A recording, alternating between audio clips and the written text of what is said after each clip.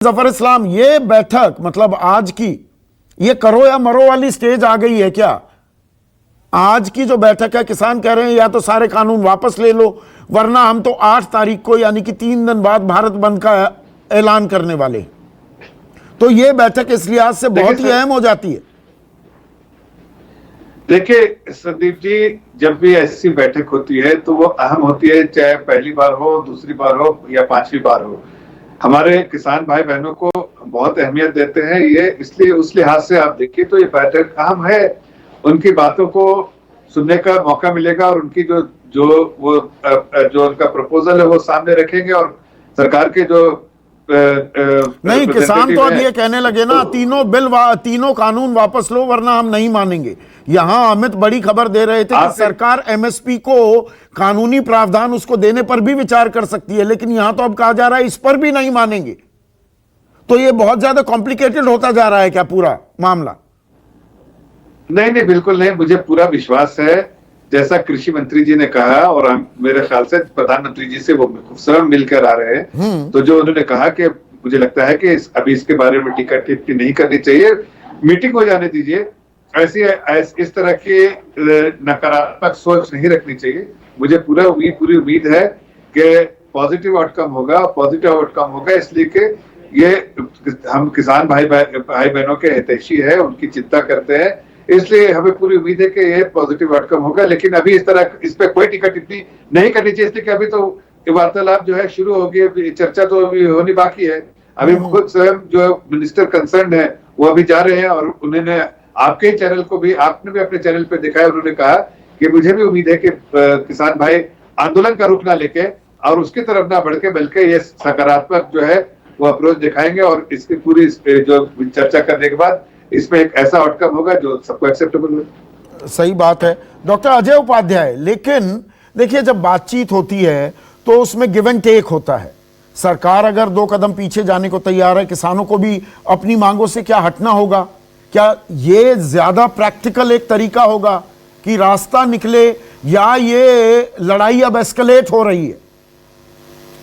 देखिए संदीप भाई, एक बेसिक डिफरेंस है अभी तक जितने किसान आंदोलन हुए और जो डिमांड हुई और इस बार में।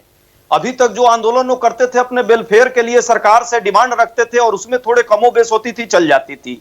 ये पहला ऐसा कानून है जो कंपनी राज की तरह, रोलेक्ट एक्ट जिस तरह पास हुआ था उस तरह है, और किसान आंदोलन जो हो रहा है इस काले कानून के निरस्तीकरण के लिए हो रहा है। वो अपने वेलफेयर की मांग तो बाद में करेंगे, ये तो सरकार ने उलझा दिया। आज तक जो भी आंदोलन हुए, चाहे तमिलनाडु के किसानों ने आंदोलन किया, मध्य प्रदेश के, राजस्थान के, वो अपने अच्छाई की मांग आपको मौका मिलेगा। जफर बीच में नहीं, अजय उपाध्याय स्क्रीन पर 1 मिनट। जफर ऐसे नहीं, अजय उपाध्याय स्क्रीन पर नहीं, बीच में नहीं टोका टाकी। अजय उपाध्याय बात पूरी कीजिए।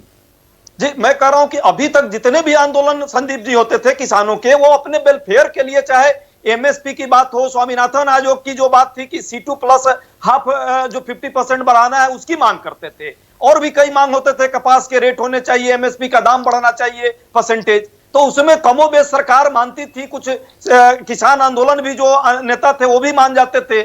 ये जो पहला आंदोलन है, बेसिक डिफरेंस है, रोलेक्ट एक्ट की तरह है, जो सरकार ने बिना उनसे चर्चा किए उनके ही अधिकारों का हनन करने के लिए कानून ला दी, और अब उस कानून को निरस्त करने के लिए किसान लगातार आंदोलन कर रहे हैं, मांग कर रहे हैं। नहीं, तो बातचीत में गिव एंड टेक होता है ना। मेरे मूल सवाल को के साथ हठधर्मिता नहीं, मेरे मूल सवाल को अपनाना चाहिए सरकार को। नहीं, अब सरकार बातचीत कर रही है ना अजय?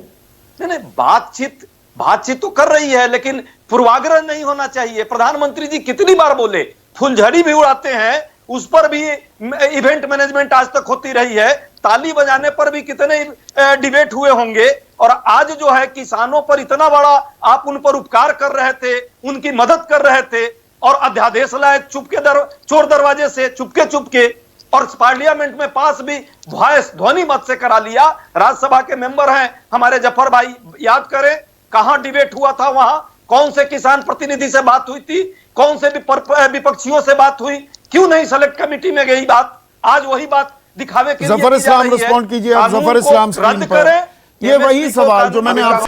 नमस्कार, मैं हूं मानक गुप्ता। अगर आपको हमारा ये वीडियो पसंद आया हो तो इसे लाइक और शेयर जरूर करें, और हां, हमें सब्सक्राइब और फॉलो करना ना भूलें। ताकि आप देश और दुनिया की कोई खबर मिस ना करें। तो जुड़े रहिए हमारे साथ और देखते रहिए न्यूज़ 24।